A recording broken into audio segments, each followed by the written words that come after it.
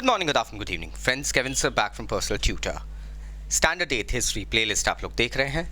Chapter है ruling the country side. Topic जो हम डिस्कस करने वाले हैं that is the problem with permanent settlement. अब ब्रिटिशर्स ने, ईस्ट इंडिया कंपनी ने टू बी प्रिसाइज, एक परमानेंट सेटलमेंट सिस्टम इन्वेंट करा था, अडेप्ट करके उसे इम्प्लाई भी कर दिया था in order to gain more revenue from Indian subcontinent. हुआ ये कि इस सिस्टम में परमानेंट सेटलमेंट के लिए जानने के लिए आप प्लीज़ मेरा प्रीवियस वीडियो देखिए दोस्तों, आपको इन्फॉर्मेशन साइड पैनल में मिल जाएगी. अब परमानेंट सेटलमेंट में एक प्रॉब्लम दिखने लगी. सबसे पहले ये दिखने लगा कि जिस आइडिया से परमानेंट सेटलमेंट इंट्रोड्यूस किया गया था वो इनकॉर्पोरेट हो ही नहीं रहा था. Zamindars had no mindset of investment और इन्वेस्टिंग इन एनी लैंड.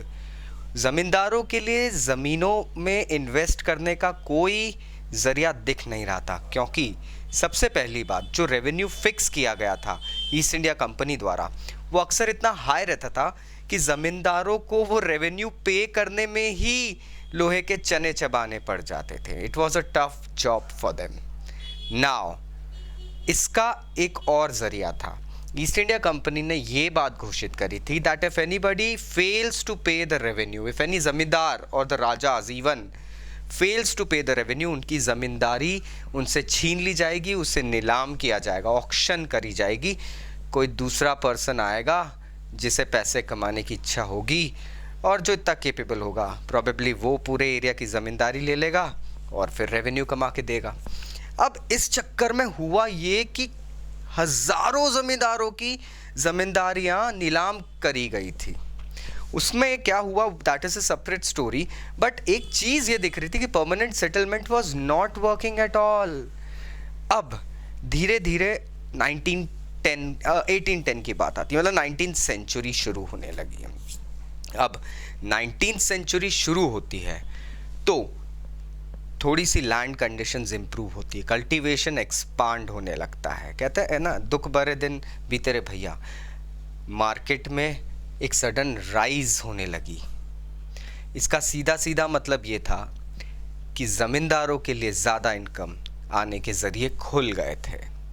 लेकिन प्रॉब्लम ये हो रहा था कि east India company permanent settlement में जो रेवेन्यू ले रही थी ज़मींदारों से वो उसने फिक्स कर दिया था कि फ्यूचर में ये रेवेन्यू अमाउंट जो है वो फिक्स रहेगा. The revenue will never be increased in future.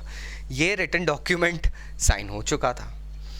अब यहाँ पे ज़मींदारों की एक ऐसी फीलिंग दिखने लगी कि उनको तो सडनली अमाउंट ज़्यादा आने लगा था और एज लॉन्ग एज उनके पास में रेंट पे करने वाले किसान कामगार थे तब तक उनके पास में कोई टेंशन की बात ही नहीं थी. भाई एक किसान अगर नहीं कर पाता है तो उसकी ज़मीन छीन के दूसरे किसान को दे दी जाती है और वो किसान फिर लगान देने लगता है. तो ज़मींदारों की अब थोड़ी चक होने लगी थी. They actually started getting revenue and they started filling their coffers. Land improvement की बात कहाँ गई? गोल. एक दूसरी प्रॉब्लम इधर किसान के पॉइंट ऑफ व्यू से देखिए. किसान को लगातार हैवी रेंट देना पड़ रहा था. उनके पास में उनकी लैंड की सिक्योरिटी नहीं थी कि अगर किसी बार भैया उन्होंने रेंट नहीं दिया तो उनकी लैंड उनसे छीन ली जाएगी और किसी दूसरे को दे दी जाएगी, या तो फिर उनको जो लैंड में फसल उगाने के लिए पैसा मिला है साहूकारों से, लेनदारों से, उन लोगों, वो अलग एक स्टोरी है दोस्तों कि वहाँ पे मनी लेंडर्स एंड ऑल से they used to go ahead and take money on loan for cultivation अगर फेल हो गई, क्रॉप फेल हो गया किसी तरीके से, तो उनकी लैंड पे वही लोग बंधुआ मजदूर बन के काम करने लग जाएंगे. मतलब इन विलेजर्स को इन्हीं के लैंड पे काम करने पे मजबूर किया जाता था. अब उधर लगान भी देना है, इधर वो लोग उस मनी लेंडर का भी लोन पे कर रहे हैं. सो एवरीथिंग वाज लाइक, और अक्सर ये मनी लेंडर कौन होते थे? ये सेम जमींदार.